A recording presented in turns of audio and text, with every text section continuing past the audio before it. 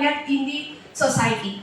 So, as I said, anyone tell me what you plan, at least if you go for an interview now, can I know in a mind what and all it will come your checklist like what you have planned? Just anyone. I don't want to pick anyone. Sorry? Self-introduction. Okay. Only one self-introduction. No. See, don't think that, okay, interview part you leave. Just as a fresher, okay, you are going now. What is your thoughts that it will come to in your mind that, okay, I have to plan all these things? Just anyone. See, no, everyone had that idea that you have to do MBA after your degree.